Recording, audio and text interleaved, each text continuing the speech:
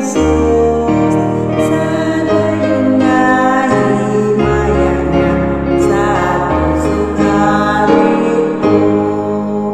Ang bukang Diyos, noong tapangan mo ako sa pagmantalak sa tanan na kaungganan mo.